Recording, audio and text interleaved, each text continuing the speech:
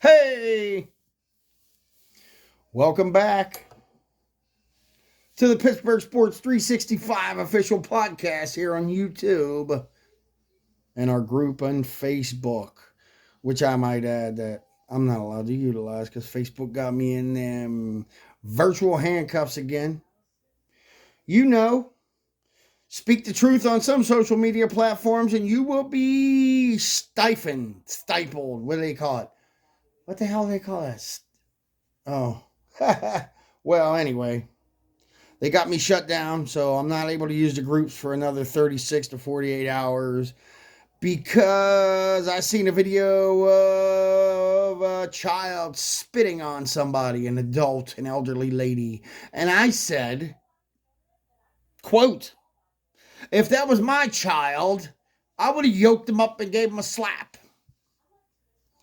Which is how I was dealt with as a child, and 99% of us from this age and era of time that are adults currently were dealt with back then. Discipline. You know the shit that the Steelers locker room is lacking right now? I can't believe the stuff that's going on. As far as the Pittsburgh Steelers are, I think that they have lost the Steelers culture in the locker room, which I'm sure a ton of you would agree with me.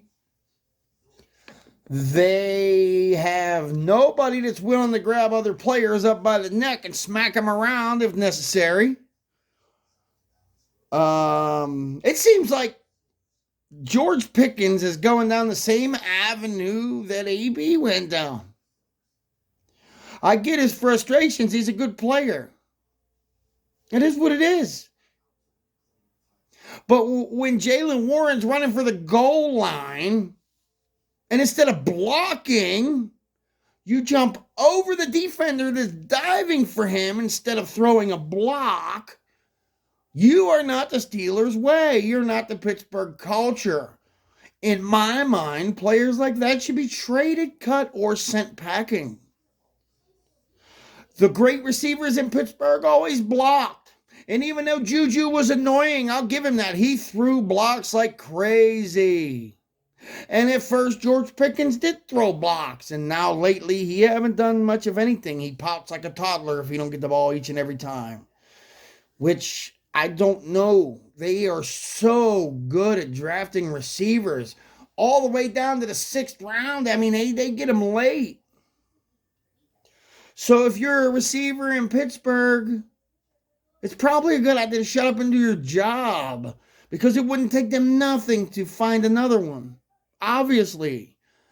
In other Steelers news, DeMonte Casey was suspended for the rest of 2023 because the receiver dove horizontally, and instead of taking a helmet to the gut, he dropped a shoulder. He did not hit him with his head. Watch the replay. Dude's helmet hits Casey's shoulder. The quarterback led him to the center of the field on an underthrown pass behind him. Number 11 dives horizontally for it. Casey braces himself so he don't get broken ribs, and he's suspended. Tom Brady is annoying, but he stuck up for the guy. He even said that. Blame the quarterback. The quarterback play has to be better. You don't throw a grenade on the ground. These are my words. You don't throw a grenade on the ground and then push your receiver on it. That's not how it's supposed to work. Steelers are on the skid. Terrible. On 3-game skid, they lost 3 in a row, 2 of which were at home to 2-win teams, and then they lost to Indianapolis, and then back to the point spread. This Vegas shit's getting on my nerves. Why would Indianapolis kick a field goal with that much time left?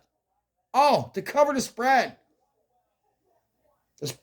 The points was 45 on that game. That field goal put it right there in the mix. Kenny Pickett returned to practice today after only 15 days in surgery. I personally don't think he's going to be playing Cincinnati, but he could. Mason Rudolph is said to get the start. Mitch Trubisky's trash. He's from Mentor, PA, which is right up the street from me, so he's trash. I said that in the beginning. He's trash. He's never thrown a pick six, but come on, man. What kind of quarterback throws off the back foot like that? He's dangerous. He got to go. Mr. Trubisky is one of the many, many names that I think need to be off of the Pittsburgh Steelers roster. Other names are Najee Harris. He could be dealt. He's coming up for a contract. He's already said he wants record-breaking deals. The Steelers aren't known to give record-breaking deals. He wants to reset the running back market. You see what happened when Bell tried that? He actually took less money to prove a point, which is okay because he ended his own career that way. If he would have stayed in Pittsburgh and Antonio Brown wouldn't have got stupid, who knows what would have happened.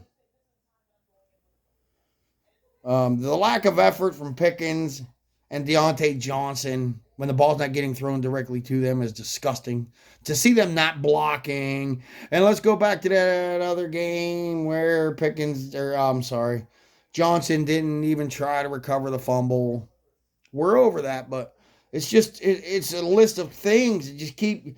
What they need to do this offseason is take control of that locker room, regroup, reboot, and get the Steelers culture back in that locker room. Anybody that's not on board can go. Period. That's my opinion, and I don't care. Period. Trubisky's trash. The receivers aren't trying. The only time they seem to try is when they want to run their mouth in front of the camera. The officiating is terrible in the NFL. Never in my life have I seen offsides on the offense called, except for the last couple weeks. In Kansas City, it was offsides on the offense. But the Denver game not that long ago, they created that. There was nobody offsides. Go back and look at it.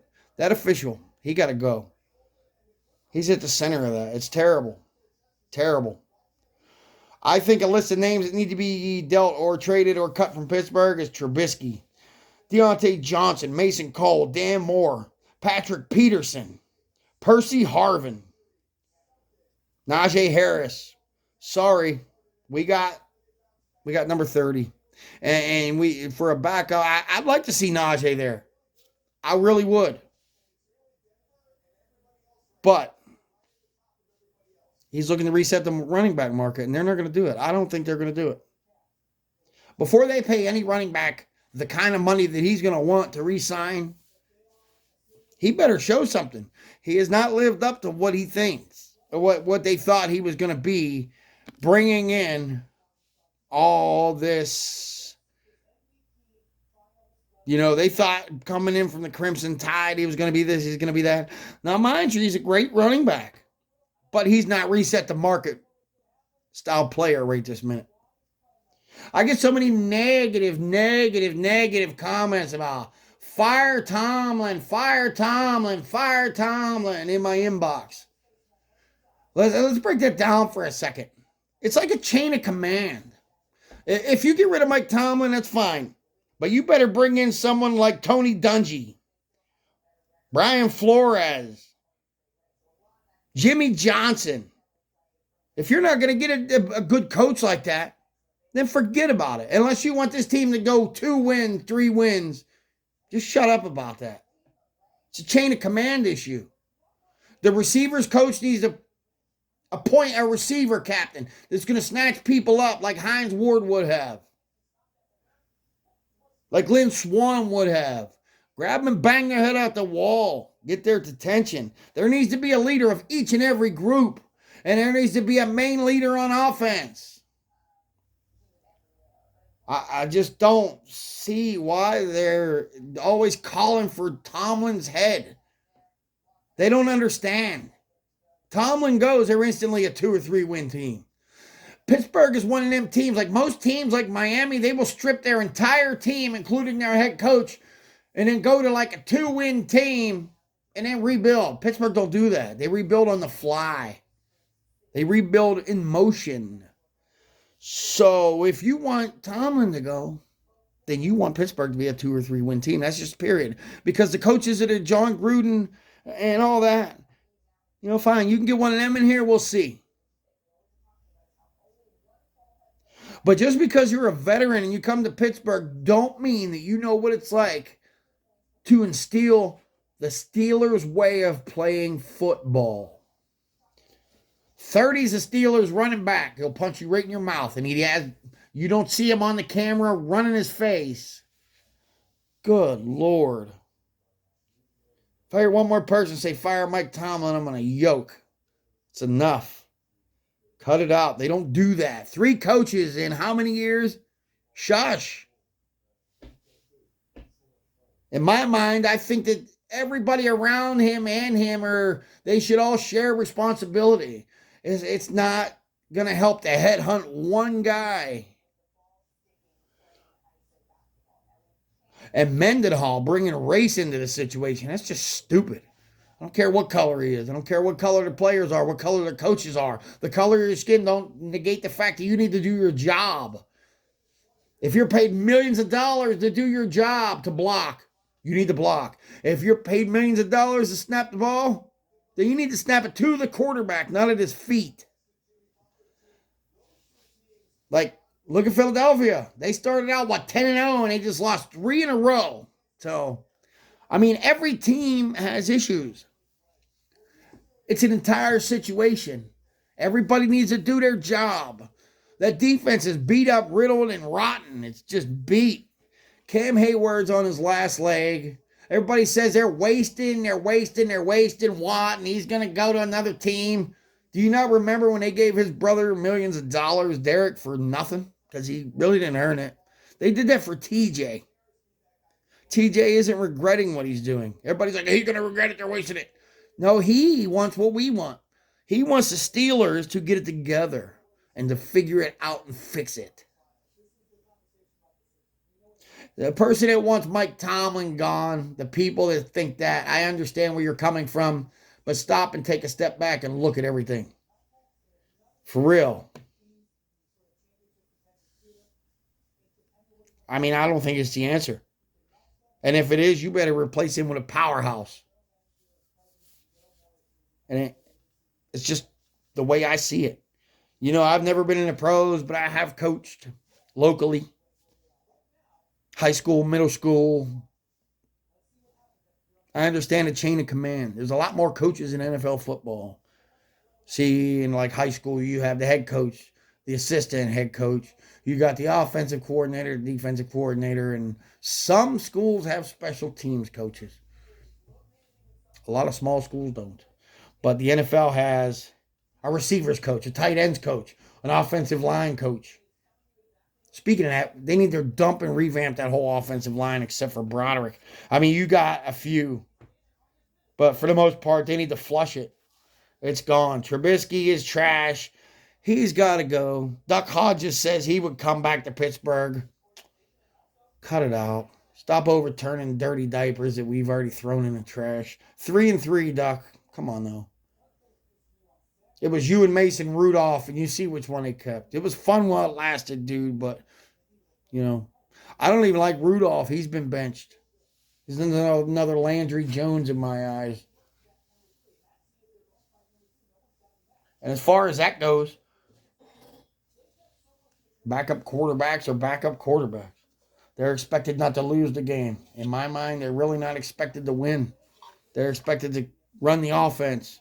You know, keep it under control and not lose the game. That's basically what a backup quarterback's job is. And to hold the damn ball when the kicker's kicking a field goal. Percy Harvin, the punter, they need to get a punter. I wish they didn't need a punter, but as much as they punt and as much as they use it as a strategic play, I don't know why they punted on such a short field last week. You'll never have me understand that. I can't believe they got their ass whipped by Indianapolis and New England, but whatever, it is what it is. Oh. Mason Cole gets on my nerves. He's trash. Anyway, on to other things. The Pirates are up in their national poll. Instead of the second worst team, they're the fourth. Last year, they were 76 and 86, I think. They're number 4 in the top 100 prospects. They have 4 prospects in the top 100 prospects. That don't make a damn difference to me. It doesn't. The Pirates so far have acquired Billy McKinney. Last year, he had 6 home runs, 14 home runs, and his average was .227 average on base. I think. Martin Perez has came in. 1 year, $8 million. His record as a starter last year, 10-4 with 93 strikeouts. Perez was an all-star pitcher in 2022, so if he can stay healthy, I think that's a great acquisition. We need to beef up the bullpen. Rowdy Tellez, 1 year, $3.2 million.